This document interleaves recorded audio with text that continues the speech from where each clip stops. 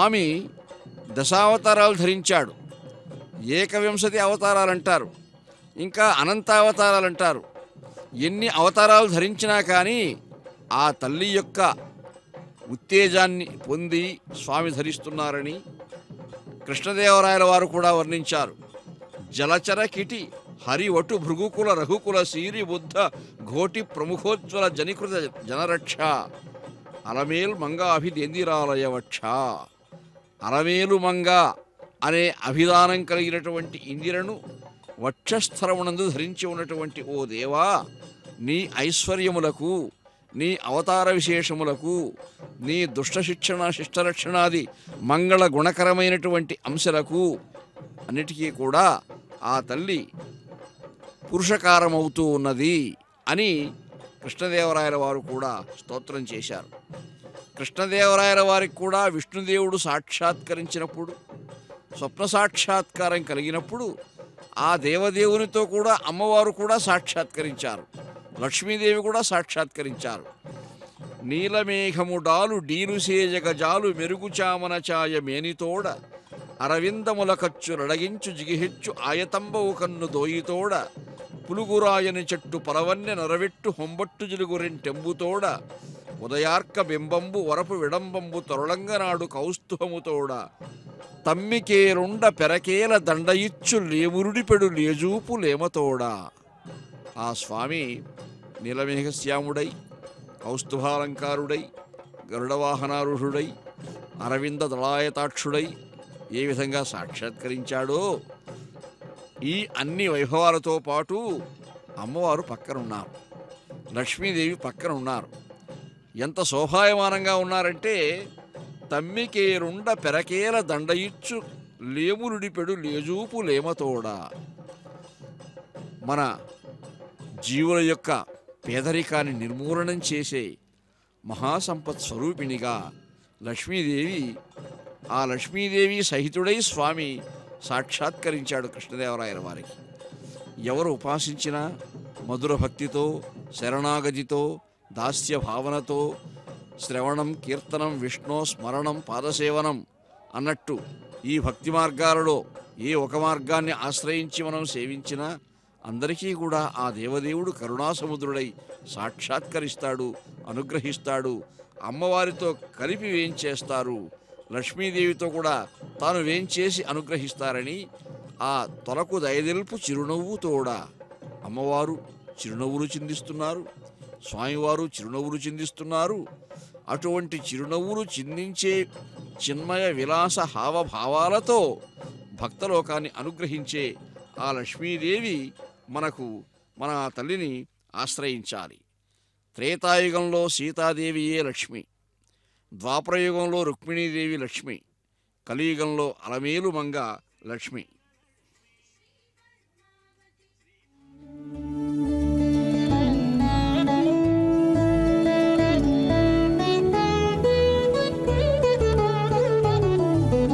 అనాది జీవుడు అన్యుగన్నవే వినోదమిందలి విరతేవలయ.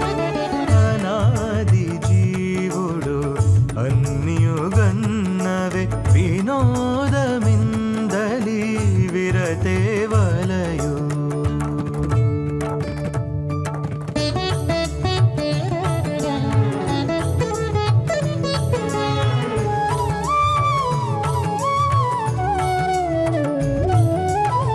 వెలిదోచిన ఈ విశ్వం బెల్ల కలసిన మనోగతములివి. వెలిదోచిన ఈ విశ్వం బెల్ల కలసిన మనోగతములివి.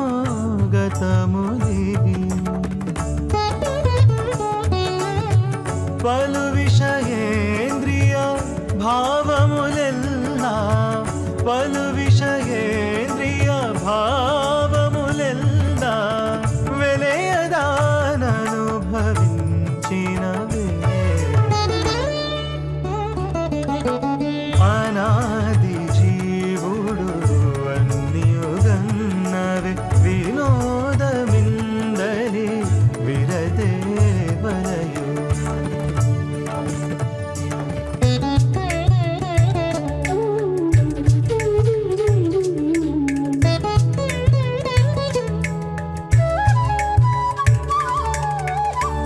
సహజపు వర్ణాశ్రమములి వెళ్ళ ఇహమున ధరించినవే.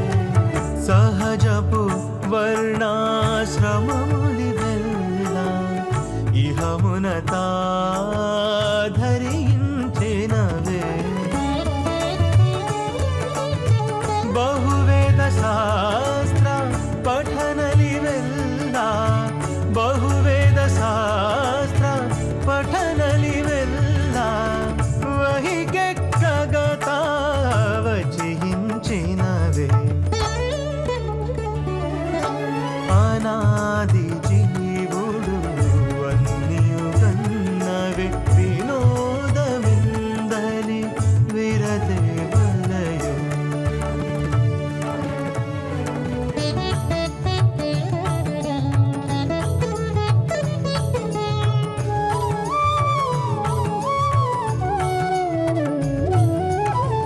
దిన దిన సంసార తిమిరం బెల్ల ఘనముగతను మున్ను గప్పినదే. దిన దిన సంసార తిమిరం బెల్ల ఘనముగతను మున్ను గప్పినదే.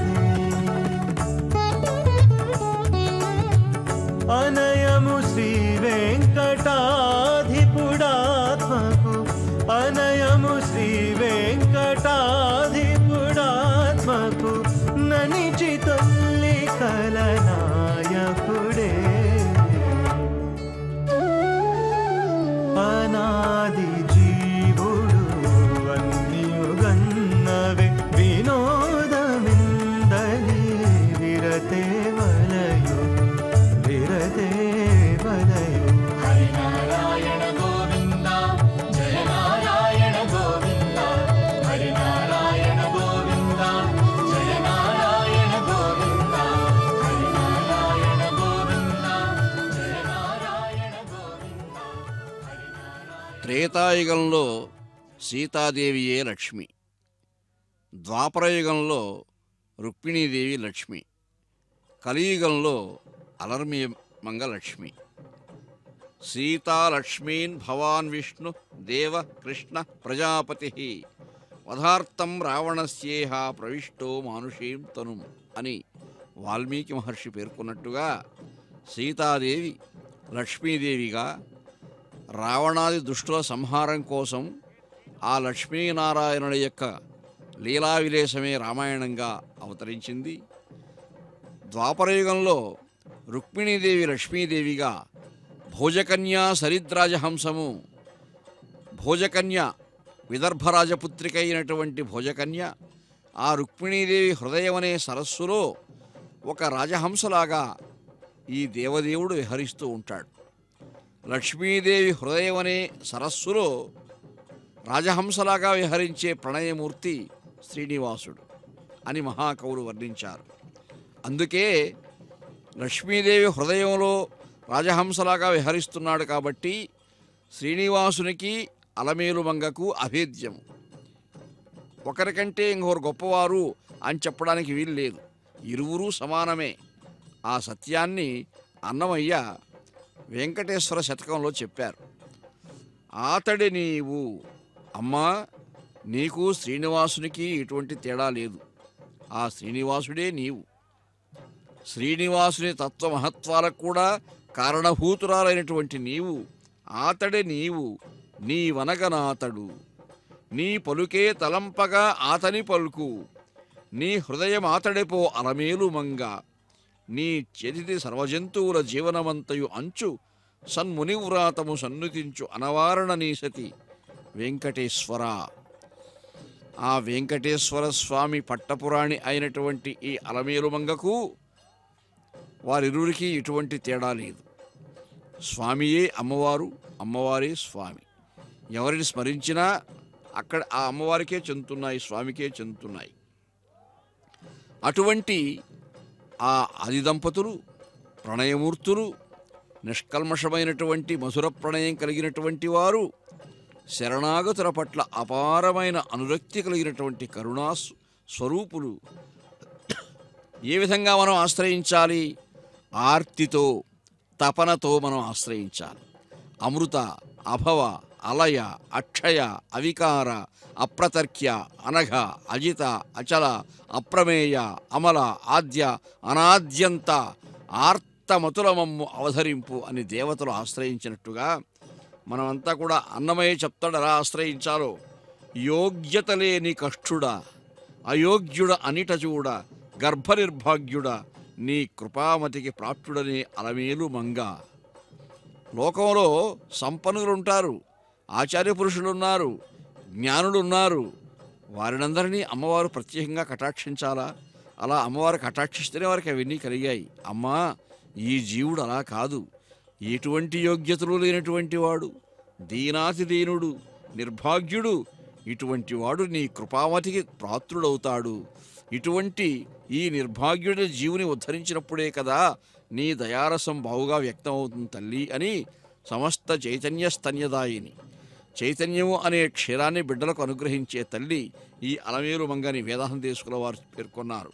అలాగా అడుగుతున్నాడు అన్నమయ్య, నా భాగ్యము నీ కృపారసము ప్రాప్యము కావుమటంచు సారే నీ భాగ్యవతి శిరోమణిని ప్రస్తుతి చేసేద వెంకటేశ్వర.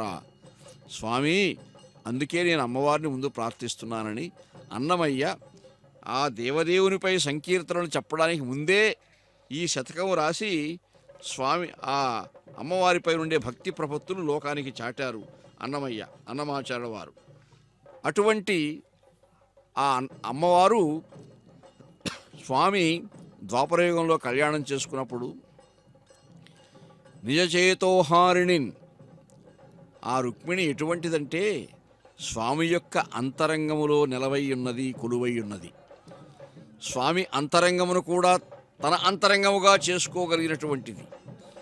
నిజచేతోహారిణిన్, మానవైభవ గాంభీర్య విహారిణిన్, నిఖిల సంపత్కారిణిన్, సాధుబాంధవ సత్కారిణి, పుణ్యచారిణి, మహాదారిద్ర్య సంహారిణిన్, సువిభూషంబరధారిణిన్, గుణవతీ చూడామణిన్ రుక్మిణిన్. గుణవతీ చూడామణి అయినటువంటి ఆ రుక్మిణీదేవిని, ఆ తల్లి ఎటువంటిది? నిఖిల సంపత్కారిణి, పుణ్యచారిణి, దారిద్ర్య సంహారిణి, ఇన్ని గుణాలు కలిగినటువంటి ఆ తల్లి. మానవైభవ గాంభీర్య విహారిణి, సమస్త సంపదలకు నిలయమైనటువంటి ఆ తల్లి. అటువంటి జగన్మాతను వివాహం చేసుకోవడం వల్ల శ్రీకృష్ణ భగవానుడు ద్వాపరయుగంలో ప్రకాశించినట్టుగా నిత్య కళ్యాణమూర్తి అయినటువంటి శ్రీనివాసుడు ఈ అలమేలు మంగను అమ్మవారిని తన వక్షస్థలంలో అలంకరించుకొని ఆ తల్లి దేవేరి అయినందువల్ల ఎంత శోభాయమానంగా ప్రకాశిస్తున్నాడు, ఎంత అనంత లీలా విభూతిని ప్రదర్శిస్తున్నాడు. అటువంటి ఆ అనంత లీలా విభూతికంతా కూడా అమ్మవారు ఏ విధంగా పురుషకారమై ప్రకాశిస్తూ ఉన్నారు, ఏ విధంగా అందరినీ అనుగ్రహిస్తున్నారు. అందుకే ఆమె జగదేక సౌందర్యవతి, జగదేక సౌభాగ్యవతి కూడా. ఆ జగదేక సౌందర్యాన్ని, సౌభాగ్యాన్ని కూడా అన్నమయ్య ప్రత్యేకంగా ఎన్నో కీర్తనలో వర్ణించాడు. తల్లి, నీవు స్వతసిద్ధంగానే మహాసౌందర్యవతి అయినందువల్ల ప్రత్యేకించి ఏ ఆభరణాలు ధరించవలసిన అవసరం లేదు. కానీ భక్తులమైనటువంటి నీ బిడ్డలైనటువంటి మా యొక్క సంతృప్తి కోసం నీకు ఈ అలంకారాలు చేస్తున్నామంటాడు అన్నమయ్య.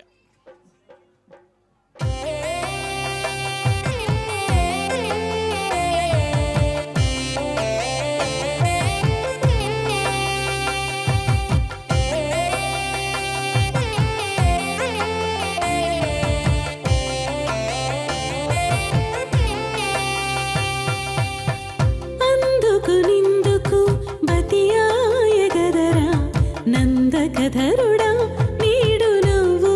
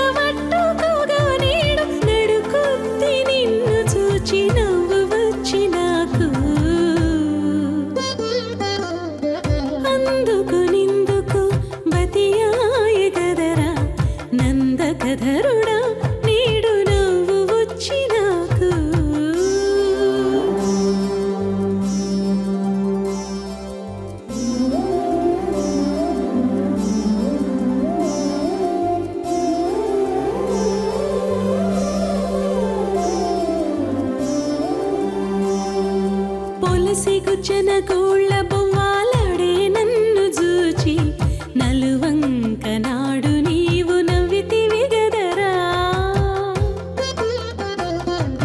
పొలసికు చెనగోళ్ళ బొమ్మాలాడే నన్ను జూచి నలువంక నాడు నీవు నవ్వితివి గదరా ఎలమి శ్రీ వెంకటేశ ఇటు నా మోవి భువము నలిని వంటి కూడగా నలిని వంటి కూడగా నవ్వు వచ్చి నాకు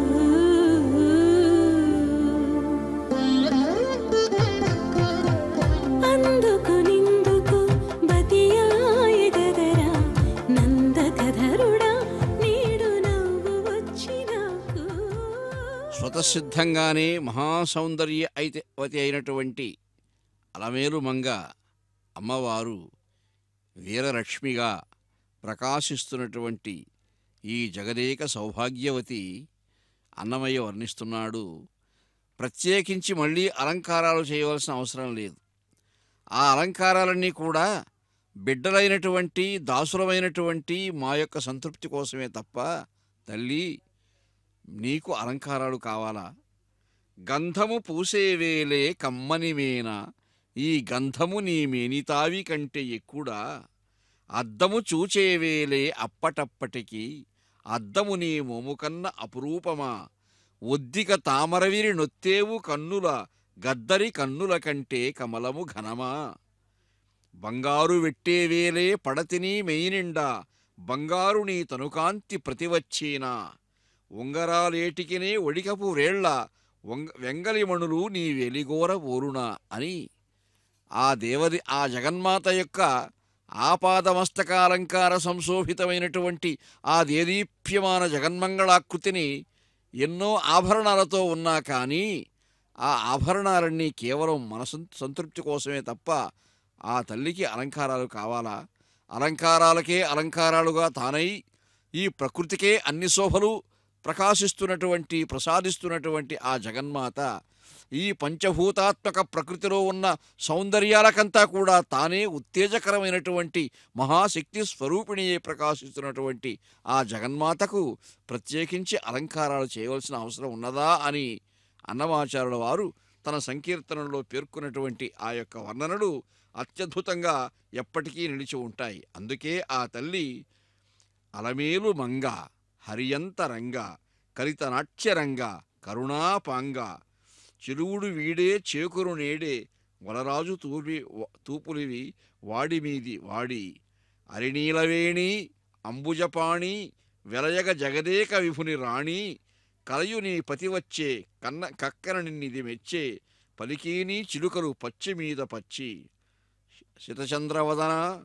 శృంగార సదన చతురదాడిమబీజ చయరదన ఇతవైన శ్రీ వెంకటేశుడు నిన్నిది కూడే తతితల పోతలు తలకూడే సమకూడే కూడే అని ఏమని పొగడుదుమే అని ఎన్నో విధాలుగా ఆ అన్నమయ్య ధగద్ధగాయమాన శోభాయమానమైనటువంటి ఆ జగన్మాత యొక్క మహాసౌందర్యబంధుర మూర్తిని వర్ణించాడు. మిరుగు వంటిది అలమేలు మంగ అరిమురి నవ్వీని అలమేలు మంగ పరుచని ఎలుగున పాడి నీ మీది పాట మెరుపు కూరిమి అలమేలు మంగ చిరులతో నీ శుద్ధి చెప్పి చెప్పి కరగీని అలయుచూ సొలయుచూ అలమేలు మంగ ఈ లక్ష్మీదేవి తన సఖీమణులతో ఆ దేవదేవుని యొక్క వైభవాన్ని లీలావిభూతిని వర్ణిస్తూ ఎప్పుడూ మంచి మంచి వార్తలు చెప్పుకుంటూ ఉంటున్నారని అన్నమయ్య వర్ణిస్తాడు. ఈడుగా నీ రాకకు ఎదురుచూచి మేడ మీద నుండి అలమేలు మంగ వాడు మోముతో నీపై వలపు చల్లి చల్లి ఆడి నాట్యము సారి అలమేలు మంగ పేరుకుని పిలిచీని ప్రియములు చెప్పి చెప్పి మేరమీర నిన్ను అలమేలు మంగ ఈ రీతి శ్రీ వెంకటేశ నిన్ను కూడినేడు ఆరితేరి అన్నిటాను అలమేలు మంగ అని ఆ అమ్మవారు ఆరితేరినటువంటి శృంగార విశేషాలతో ఏ విధంగా ఆ దేవదేవుని మెప్పిస్తూ ఉన్నారో ఈ గజవాహనంపై వేంచేస్తున్నటువంటి సాలంకార సముద్దీప్తమై ఆ ఆభరణ కాంతులు దిగంతాలకు ప్రకాశిస్తూ ఉండగా ఈనాడు తిరుచానూరులో తిరువీధులన్నీ కూడా ఆ శోభలతో అమ్మవారి యొక్క శోభలతో అలంకారాలతో ఏ విధంగా ప్రకాశిస్తున్నాయో చూడండి. అటువంటి మహా సౌందర్యాన్ని ఆ అమ్మవారిని మనం దర్శించగలుగుతున్నాం. ఆ తల్లి యొక్క అనుగ్రహాన్ని మనం పొందగలుగుతూ ఉన్నాం.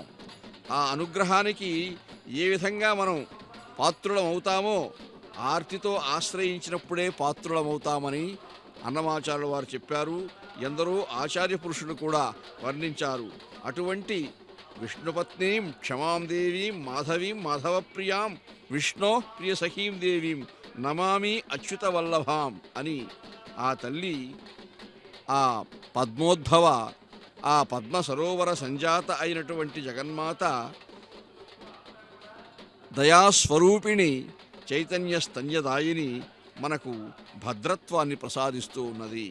ఆ తల్లిని ఆశ్రయించినటువంటి హస్తాభ్యాం అభయప్రదాం మణిగణైర్నానా విధైర్భూషితాం భక్తాభీష్టఫలప్రదాం హరిహర బ్రహ్మాదిభిస్సేవితాం పార్శ్వే పంకజ శంఖపద్మనిధిభిర్యుక్తాం సదాశక్తిభిః అని దేవతలు నిత్యము గానం చేస్తూ ఉంటారు ఈ లక్ష్మీదేవిని స్తుతిస్తూ. పద్మకర ప్రసన్నవదన సౌభాగ్యద భాగ్యద తన హస్తారవిందాలతో ఆశ్రయించినటువంటి బిడ్డలకు అభయప్రదానం చేస్తున్నటువంటి ఈ సమస్తాలంకార సంశోభిని నిత్యానపాయిని అమ్మవారు భృగు మహర్షి యొక్క కారణంగా వైకుంఠాన్ని వదలి కొల్హాపురం చేరుకున్నప్పుడు అగస్త్యాది మహర్షులు ఆశ్రయించారు. అగస్త్యాది మహర్షులు స్తోత్రం చేశారు. జయపద్మ విశాలాక్షి జయత్వం శ్రీపతి ప్రియే జయమాతర్మహాలక్ష్మి సంసారార్ణవతారిణి మహాలక్ష్మీ నమస్తుభ్యం నమస్తుభ్యం సురేశ్వరి హరిప్రియే నమస్తుభ్యం నమస్తుభ్యం దయానిధే పద్మాలయే నమస్తుభ్యం నమస్తుభ్యం చ సర్వదే సర్వభూతహితార్థాయ వసువృష్టిం సదా కురు జగన్మాతర్నమస్తుభ్యం నమస్తుభ్యం దయానిధే దయావతీ నమస్తుభ్యం విశ్వేశ్వరీ నమోస్తుతే నమః క్షీరార్ణవనుతే నమస్త్రైలోక్య ధారిణి వసువృష్టే నమస్తుభ్యం రక్షమాం శరణాగతం రక్షత్వం దేవదేవేసి దేవదేవస్య వల్లభే దరిద్రం త్రాహిమాం లక్ష్మీం కృపాం కురు మమోపరి. జీవులను పట్టి పీడిస్తున్నటువంటి ఈ దారిద్ర్యము నిర్మూలనం కావాలి అంటే ఆ తల్లి కరుణాకటాక్షాన్ని పొందగలగాలి. అదే ఈ మహర్షులు చెప్పారు. దరిద్రం త్రాహిమాం లక్ష్మీం కృపాం కురు మమోపరి. ఆ లక్ష్మీదేవి యొక్క అలర్మేల్మంగ యొక్క కృపాకటాక్ష వీక్షణాలు మనపై ప్రసరింపబడితే దారిద్ర్యం పూర్తిగా నిర్మూలనమైపోతుంది. నమస్త్రైలోక్య జనని నమస్త్రైలోక్య పావని బ్రహ్మాదయో నమస్యంతి త్వాం జగదానందదాయిని విష్ణుప్రియే నమస్తుభ్యం నమస్తుభ్యం జగద్ధితే ఆర్తిహంత్రీ నమస్తుభ్యం సమృద్ధిం కురుమే సదా. ధనధాన్యములు మనకు కావలసినటువంటి సంపదలు సమృద్ధిగా కలిగినప్పుడే మనలో దైన్యం నశిస్తుంది. లేకపోతే జీవుని దైన్యం ఆవహిస్తుంది. ఆ దైన్యాన్ని పోగొట్టే శక్తియుక్తులు ఉన్నటువంటి మహాశక్తి స్వరూపిణి ఈ లక్ష్మీదేవి. అందులోనూ ఐశ్వర్య ప్రతీకాత్మకమైనటువంటి గజవాహనంపై వేంచేస్తున్నటువంటి అమ్మవారిని సమస్తాలంకార సంశోభితమైనటువంటి దివ్యమంగళమూర్తితో ప్రకాశించే ఆ జగన్మాతను ఆశ్రయించినప్పుడు తప్పకుండా ఆ తల్లి ఆర్తిహంత్రి మన ఆర్తిని హరించి వేస్తూ ఉన్నది. అబ్జవాసే నమస్తుభ్యం చపలాయై నమో నమః చంచలాయై నమస్తుభ్యం లలితాయై నమో నమః నమః ప్రద్యుమ్నజననీ మాతస్తుభ్యం నమో నమః పరిపాలయ మాం మాతః మాం తుభ్యం శరణాగతం. తల్లి, నేను నీకు శరణాగతుణ్ణి, నీ బిడ్డను, ఈ బిడ్డను కటాక్షించవమ్మా. శరణ్యే త్వాం ప్రపన్నోస్మి కమలే కమలాలయే త్రాహి త్రాహి మహాలక్ష్మి పరిత్రాణ పరాయణే పాండిత్యం శోభతేనైవ నశోభంతి గుణానరే శిరత్వం నైవ శోభేత మహాలక్ష్మి త్వయా వినా.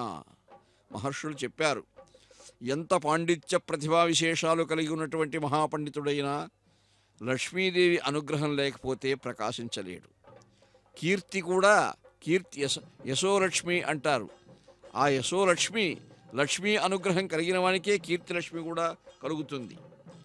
తావత్ విరాజతే రూపం తావత్ శీలం విరాజతే తావద్గుణ నారాయణాంచ యావలక్ష్మి ప్రసాదతి. మన యొక్క ఎవరైనా బాగా అందచందాలతో ఉన్నారు అంటే మనలో ఆ అందచందాలని కూడా లక్ష్మీ కటాక్షంతో సంక్రమించే ఐశ్వర్యాలే. ఎటువంటి సంపదలైనా ఆ తల్లి కటాక్షంతో కలిగేవే.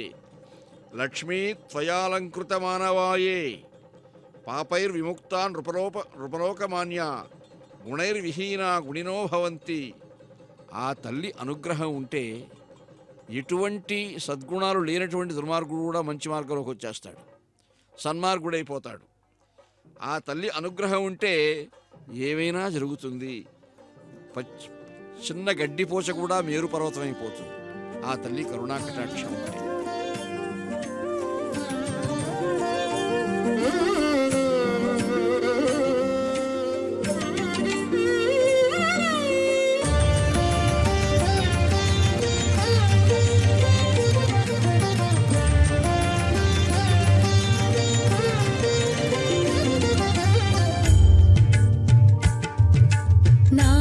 నానాథుడేడే ఓయమ్మ నానాథుడేడే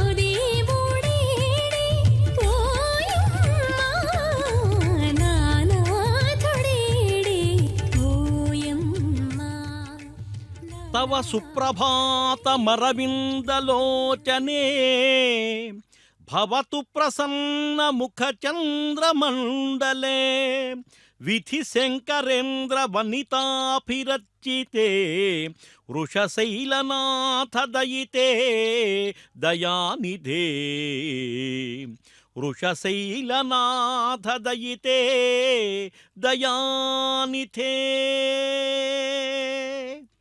తామర పూల వంటి కన్నులు గలదాన, చంద్రబింబము వలె ప్రసన్నమైన ముఖము గలదాన, బ్రహ్మ శంకర దేవేంద్రుల భార్యలకు సరస్వతి పార్వతీ శచీదేవులచే పూజింపబడుదానా, దయాగుణమునకు నిధి వంటిదానా, వృషభాచలపతియగు శ్రీనివాసుని ప్రియురాలవైన యో జననీ నీకు సుప్రభాతముగాక అని చెప్పి పరమేశ్వరుని యొక్క ఆ దేవాది దేవుని యొక్క సుప్రభాతంలో అమ్మవారిని గురించి తెలిపేటువంటి మహత్తర శ్లోకం.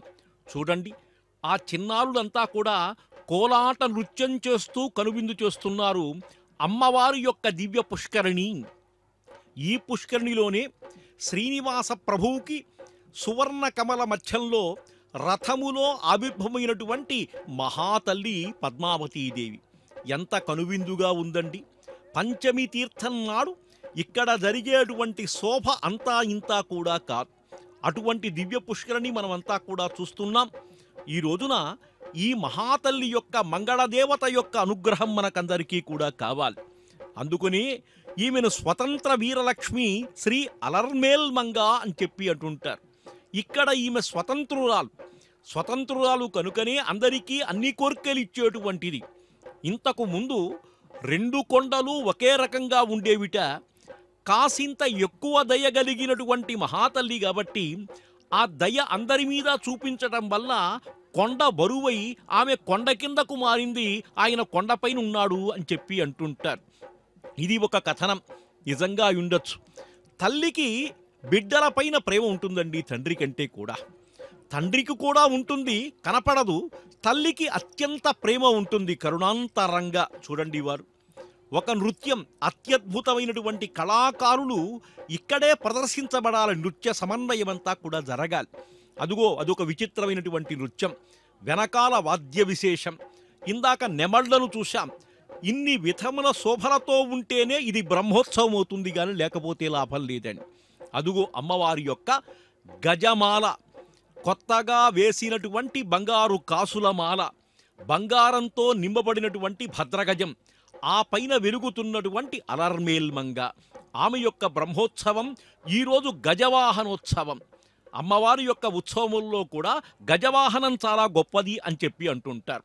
స్వామివారి యొక్క బ్రహ్మోత్సవాలలో 6వ రోజు గజవాహనం ఉంటుంది. అమ్మవారి యొక్క బ్రహ్మోత్సవంలో 5వ రోజు ఉంటుందండి అక్కడ.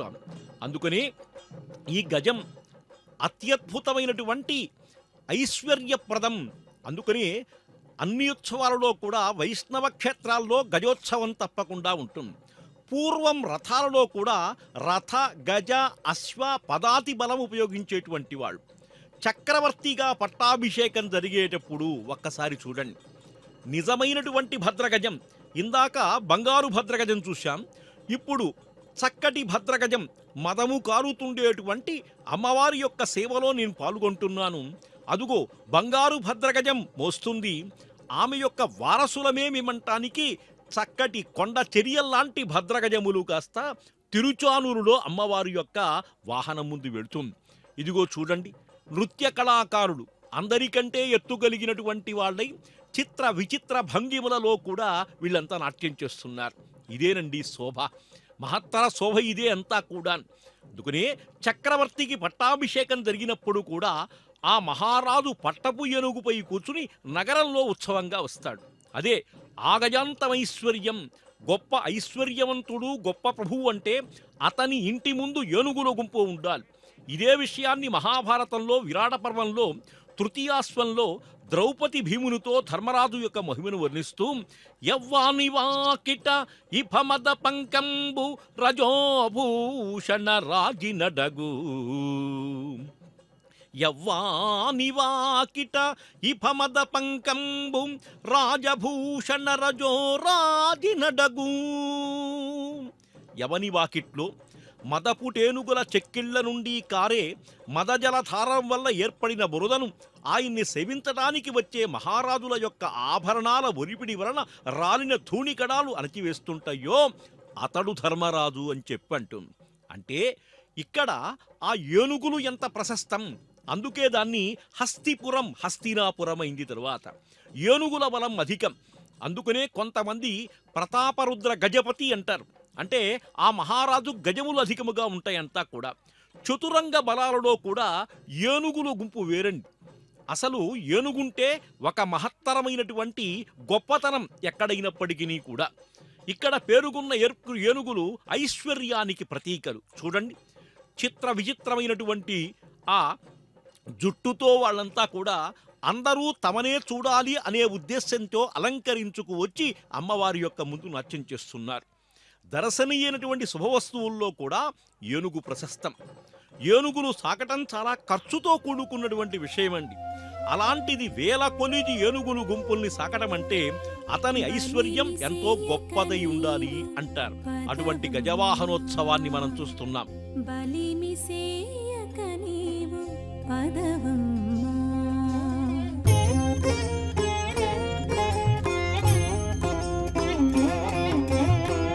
బలిమిసేయక నీవు పదవమ్మా, చెలియనా మనసు చేకొనవమ్మా, బలిమిసేయక నీవు పదవమ్మా, చెలియనా మనసు చేకొనవమ్మా, బలిమిసేయక నీవు పదవమ్మా.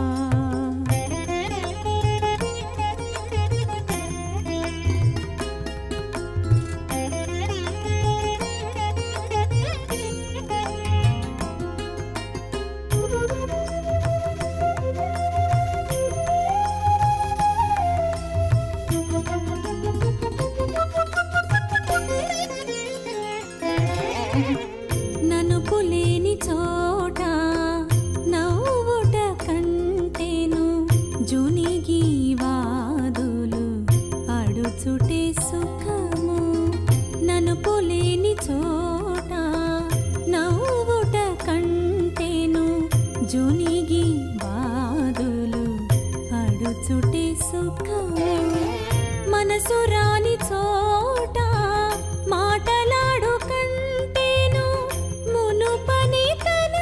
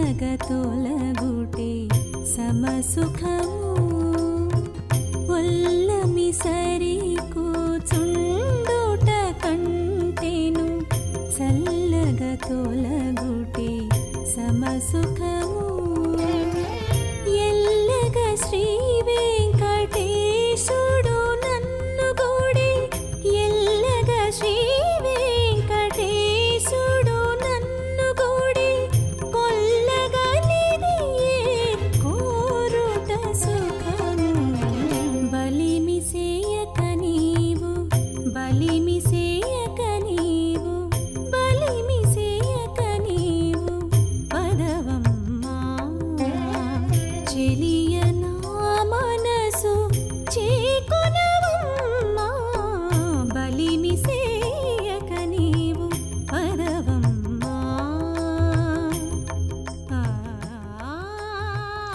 మాత సమస్త జగతాం మధుకైట భారే వక్షో విహారిణి మనోహర దివ్యమూర్తే శ్రీ స్వామిని శ్రిత జనప్రియ దానశీలే శ్రీ వెంకటేశ దయితే తవ సుప్రభాతం.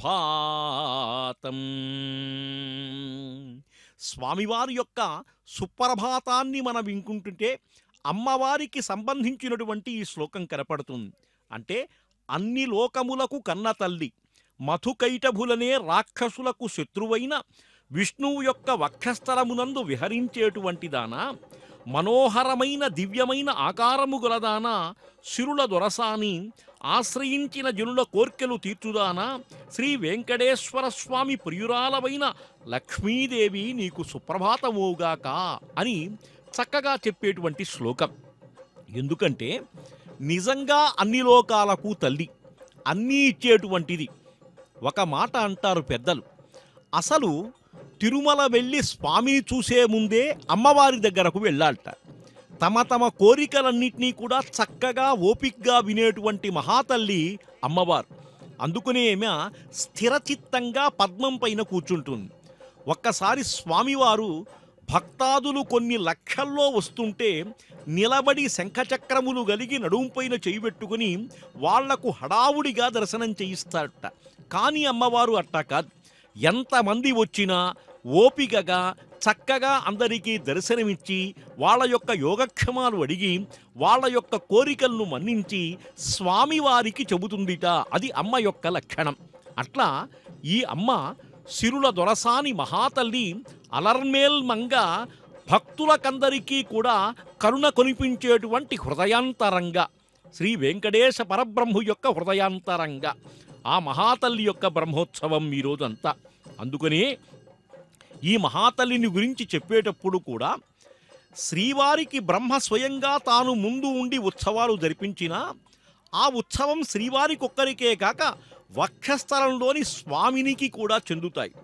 భక్తజనోద్ధరణ కోసం అమ్మవారు కొండ కింద ఉన్న కొండలరాయులకు జరిగే బ్రహ్మోత్సవ సంబరాలన్నీ కూడా అమ్మకు జరుగుతాయి.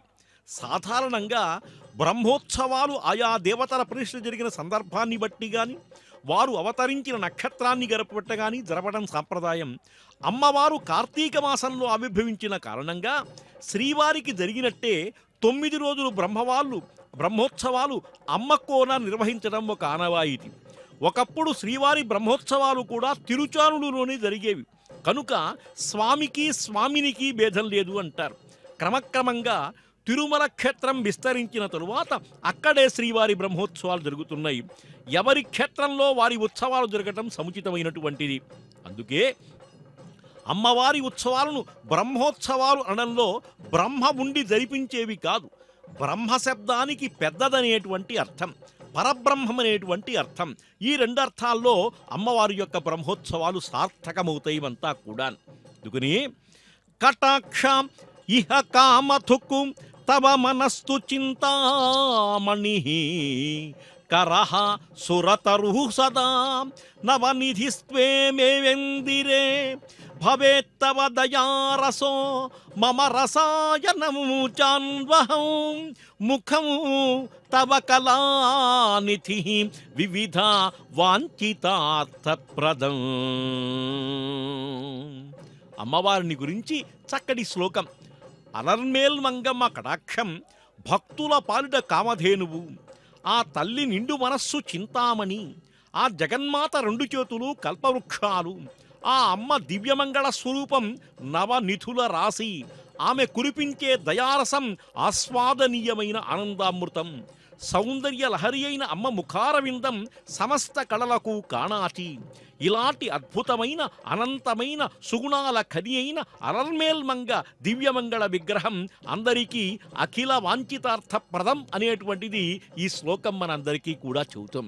చూడండి, శ్రీరత్నములు ఎంత భక్తితో ఎంత నేర్పుతో అనేక రకాలైనటువంటి నృత్య ప్రక్రియలంతా కూడా చూపిస్తున్నారు. మధ్యలో కొంచెం భయంకరంగా ఉండేటువంటి కొన్ని బొమ్మలు కనిపించినప్పటికీ కూడా అమ్మవారికి ఎక్కడ దృష్టిదోషం తగులుతుందో అనే ఉద్దేశం చేత ఏర్పాటు చేయబడినటువంటి చిత్తరువుల ఇంటి అంతా కూడా మనం అదుగో అమ్మవారికి ఇచ్చినటువంటి మంగళ నీరాజనం, అమ్మవారికి పట్టుకున్నటువంటి ఛత్ర చామరములు, ఇటుపక్క భద్రగజములు, అటుపక్క వృషభరాజములు, వేసినటువంటి పూలదండలు, అదేవిధంగా అమ్మవారి యొక్క నామములు, విద్యుత్ దీపములతో కూడినటువంటి ఈ యాత్ర, అమ్మవారి యొక్క గజవాహన శుభయాత్ర బ్రహ్మాండంగా ఉంది. చూడండి, పలు రకాలైనటువంటి దుస్తులు ధరించి వారు చేసేటువంటి నృత్యోత్సవాన్ని వెనకాల పార్వతీ పరమేశ్వరుడు దర్శిస్తున్నారు. ఇదేనండి శోభ. ఒక పక్క వాద్యం, ఒక పక్క గానం, ఒక పక్క నృత్యం, వీటి మధ్య అమ్మవారు చూడండి ఎంత మహాద్భుతంగా వెలుగుతుందో. ఆ అమ్మవారి యొక్క వైభవాన్ని అత్యద్భుతంగా వర్ణిస్తారు కవులంతా కూడా. ఒక్కసారి అమ్మవారి యొక్క ముక్కు పుడకను మనం ఒక్కసారి గమనిద్దాం. కాంతి జీవితమందు కలదన్ను సత్యంబు బోధించు రత్నాల ముక్కు పుడక.